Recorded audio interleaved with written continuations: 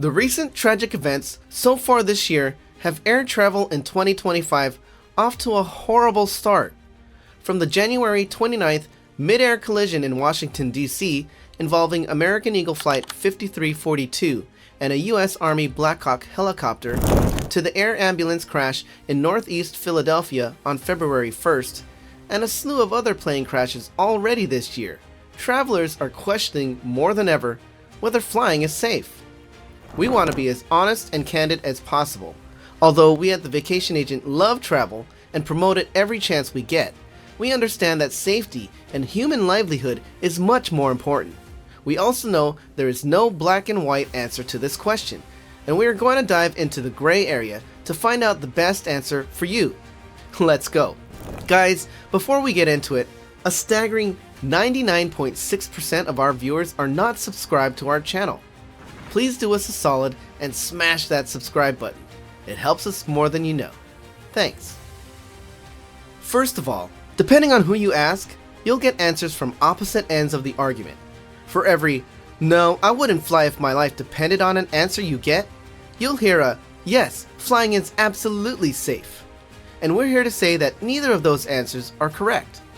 Obviously, if we were to ask someone who experienced the horrors of an airplane crash, or even just violent turbulence, they would say it's definitely not safe to fly.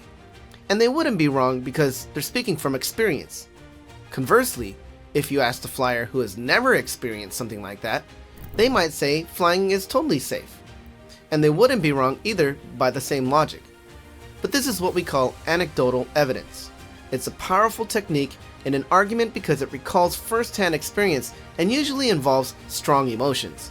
And while we want to consider these arguments, we also want to look at the facts to try to bring some context to these arguments. We want to bridge the gap between those who think it is absolutely 100% not safe to fly right now with the ones who think it's absolutely 100% totally safe to fly right now. So let's start with the facts. Fact number 1. We all live in a society full of people, commerce, social interaction, and transportation. We all at one point or another must get out of the house to perform basic living duties. Once we do that, we risk something. And one of those risks is dying. If we just walk somewhere, we risk being hit by a car. According to the National Center for Health Statistics, 9,188 pedestrians died in traffic and non-traffic accidents in 2022. Fact number 2, if we get in the car or hop on the bus, we risk dying as well. According to the National Highway Traffic Safety Administration, 40,990 people died in traffic accidents in 2023. Fact number 3. By comparison, in 2023, there were 6 commercial airplane accidents involving at least one fatality, for a total of 115 deaths. There were 0 fatalities on commercial jet airliners, according to Flight Global. When looking at just the facts, it would seem like flying is much safer than driving a car or even walking down the street. So why does it seem like it's the opposite? The news, which includes social media now, plays a huge part in shaping the perspective of aviation safety. Much more so than automobile or any other transportation safety, in fact. When there's an airplane crash, the death toll is usually much higher than even a 4 or 5 car pileup. And in the media, death sells. The more people that die, the more eyes that pry. It's unfortunate but true. People are more persuaded and affected by one plane crash than they are by multiple car crashes. Add 3 or 4 plane crashes in a month and it's bedlam. Yet the reality is that flying, even in 2025, is still much safer than driving, especially when you consider both as a means to getting to a specific destination.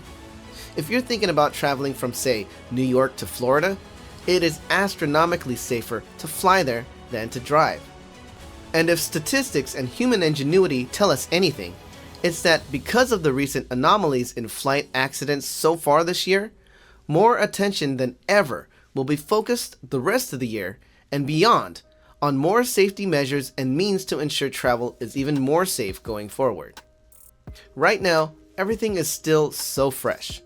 We're beginning to learn about the poor souls who perished on Flight 5342. 64 people were flying from Wichita, Kansas to Washington, D.C.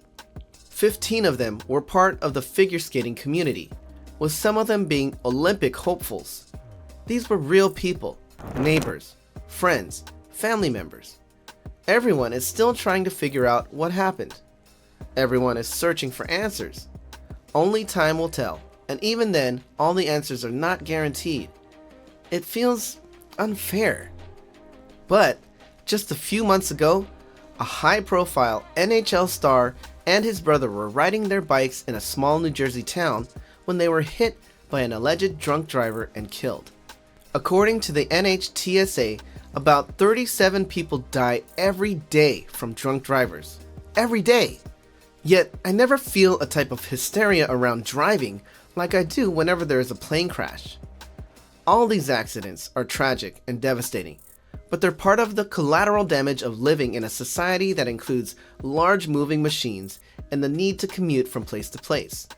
As I mentioned before, there are risks we must take in order to function and strive, and when it comes to travel, unwind, relax, and reset from the day-to-day. Honestly, in times like this, it's best to follow your instincts. If you feel like flying is too risky, don't fly. Just the mental toll will make the experience almost too much to handle. If you're thinking of visiting that bucket list vacation spot, but think you'll be too stressed out on the plane, then it's gonna ruin your vacation. If you have to fly for business or an emergency or some other reason but are feeling reluctant, we've compiled a list of things you can do to make yourself more comfortable on the flight and help ease any anxiety you might be feeling. Check it out here. Now to touch upon a topic that most don't want to mention: aviation and DEI. It's no secret that many airlines have been very supportive of measures to address diversity, equity, and inclusion. And many people are concerned that DEI may be affecting the quality of the airline industry. It's easy to point out that the pilot of the Black Hawk helicopter from the Flight 5342 crash was a woman and a lesbian, and that she might have been a DEI hire, and therefore incapable of flying. But that is such a short-sighted argument. All reports I have seen show that she was more than capable of piloting that helicopter. Again, only time will tell what exactly happened, but to preemptively blame it on DEI is irresponsible and frankly feeds a certain narrative that does more harm than good. Even if there are verifiable cases where DEI could be the reason for malfunctions, accidents, and other airline mishaps, which I've yet to come across, this particular accident does not seem to be the cause of DEI. And furthermore, it has not even been proven that DEI employees are hired without screening and qualification testing. It would be highly irresponsible for an airline to hire someone unqualified to engineer, build, or pilot a commercial airplane. It makes no fiscal, societal, or common sense. We'd like to know your thoughts. Do you think DEI and the airline industry are a match made in heaven? Something to be implemented but sparingly? Or a complete and total mistake? Is DEI a concern for you when considering flying? For us at the Vacation Agent, we're not concerned with DEI and the airline industry at the moment. So far, there's no evidence to point out that DEI has affected the quality of the industry at all. Again, it would be highly irresponsible for the FAA and individual airlines to hire employees solely on their looks or social status. As for flying in general, it's just as safe as it has been, which means it's safer than driving, but there is risk, as with practically everything in life. Yes, 2025 is indeed off to a horrible start for the airline industry. But if there is a silver lining to it all, it's that this is an eye-opener for everyone, and that for the remainder of the year, the industry will not rest when it comes to aviation safety. It's unfortunate that these disasters needed to happen. In a perfect world, we would all be more aware and more responsible. But sometimes we all need these hard lessons to really understand what's at stake and what needs to be done. In the meantime, go with your gut.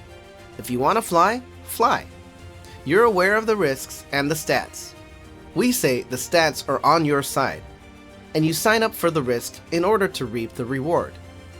But if you're apprehensive, maybe reconsider that flight, especially if it's not necessary. Maybe there will be significant changes to procedures in the near future that might make your mind more at ease. And again, if you need tips on how to calm your nerves on a flight, check out our helpful video here. We hope you continue to explore if you have that love for travel, but most importantly, we wish for peace of mind and safety. And if you don't feel either for flying, that's okay.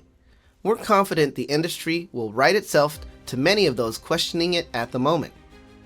If you enjoyed this video or found it at all helpful, please share it with your concerned friends and family, and don't forget to subscribe. I'm Kelly, and as always, we at The Vacation Agent wish you all a happy and safe travels.